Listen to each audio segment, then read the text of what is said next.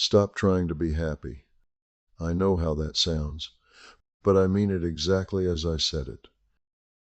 Trying to be happy is the reason you are not happy. It took me until I was past 60 to understand that. And I am going to save you the decades it cost me. My name does not matter. What matters is that I am 86 years old and I live simply and I wake up every morning without dread. That sounds like a small thing. It is not a small thing. I spent the better part of 4 decades waking up with dread, and I know exactly how heavy it is and exactly what it costs you over time. I want to tell you how I got here. Not because my story is dramatic. It is not. No great tragedy. No single turning point with music behind it. Just a long, slow, expensive education in the difference between chasing a life and living one. I grew up believing what most people in my generation believed, that happiness was a destination, a place you arrived at after sufficient effort. You worked hard enough, you accumulated enough, you achieved enough, and eventually the feeling came. It was cause and effect. It was logical. It was completely wrong. I spent my 30s and 40s doing everything the logic required. I worked long hours at a job that paid well and meant nothing to me. I bought the house that was slightly larger than I needed because slightly larger was what success looked like from the outside. I set goals and I met them, and I set more goals because meeting them did not produce the feeling I had been promised, and I assumed the problem was that I had not gone far enough yet. The finish line kept moving. I kept running. I was very tired. I remember sitting in my car in the parking garage of the office building where I worked, engine off. Not moving, just sitting. It was a Tuesday afternoon. I had just come from a meeting where I had been told I was being considered for a promotion I had wanted for 2 years, and I sat in that car and I waited for the feeling, the satisfaction, the sense that something had been achieved that mattered. It did not come. What came instead was a kind of quiet horror, because I understood in that parking garage, without anyone telling me, that the promotion was not going to do it either. That there was going to be another thing after the promotion. There was always another thing. And I was going to spend the rest of my life running toward things that moved away from me at exactly the speed I approached them. That was the beginning of something. Not a transformation, not an awakening, just a crack in the logic I had been living by. Now let me say something about what they are doing to you today. Because what was done to my generation was amateur hour compared to what is being done to yours. We were sold products. That was the racket in my time. Buy this car and feel this way.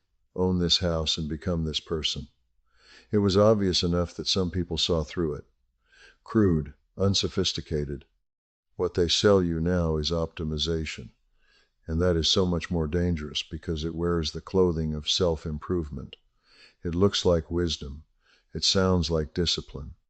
It tells you that if you wake up at 4:30 and sit in cold water and track your sleep and journal your intentions and build your morning routine and find your purpose and grow your personal brand, you will finally arrive at the place you have been trying to reach.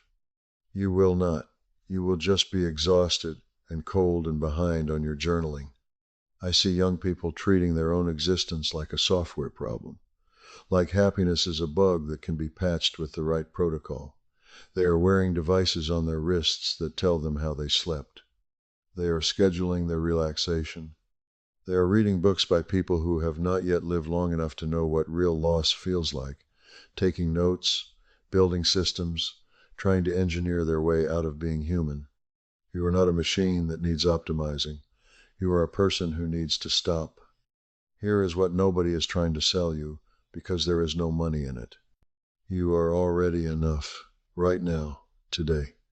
With the messy apartment and the unfinished goals and the morning you did not wake up early enough, and the meditation practice you started and abandoned, and the purpose you have not yet discovered, you are already a complete human being, and you do not need a single additional thing to qualify as one. Boredom is not a problem.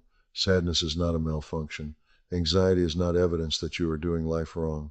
These are not bugs in your system. They are the system. They are what being alive feels like when you stop demanding that it feel like something better. When I finally stopped trying to fix myself, something strange happened. I did not become miserable. I became quiet, and in the quiet I started noticing things I had been too busy to notice. The particular quality of morning light through a kitchen window. The way a good conversation with someone you trust is its own complete thing that does not need to lead anywhere. The fact that a walk with no destination is not a wasted walk. It is just a walk, and a walk is enough. I stopped setting goals for about a year. I want to be honest about what that year felt like at first. It felt wrong. It felt irresponsible. I had been in motion for so long that stillness felt like failure. I kept waiting for someone to tell me I was doing it wrong. Nobody did. And after a few months, the wrongness faded, and what replaced it was something I can only describe as ordinary contentment. Not happiness with a capital letter. Not the arrival at the destination. Just the quiet, unremarkable, deeply adequate feeling of being here without needing to be somewhere else. That is what they cannot sell you. Contentment has no upgrade path. You cannot monetize a person who looks at their ordinary Tuesday and finds it sufficient. So they will never stop telling you that your ordinary Tuesday is not enough, that you need more sleep optimization and more productivity and more personal growth and more curated inspiration from people whose job is to make their life look better than yours.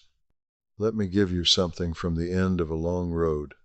In 100 years, everyone who is currently watching your life and forming opinions about it will be gone.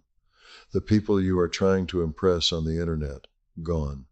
The colleagues who make you feel behind, gone.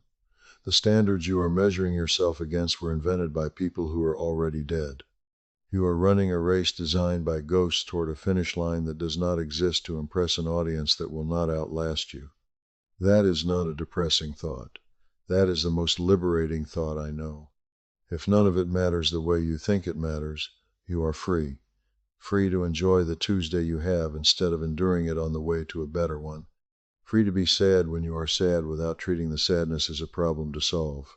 Free to sit on a porch with cheap coffee and feel the morning and call that a sufficient use of your time. I am not telling you to stop caring about your life. I am telling you to stop fighting it. Tomorrow morning I want you to try something. Wake up without checking your phone. Go outside. Look at whatever is in front of you.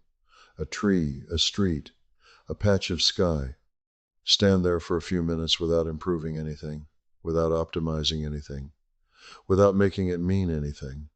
Just be there. You will feel slightly uncomfortable. That is fine. Discomfort is not the enemy. The enemy is the belief that every discomfort must be solved, every emptiness filled, every quiet moment converted into progress. Stop trying to be happy. Just be here. After 86 years, I can tell you with complete confidence that here is more than enough.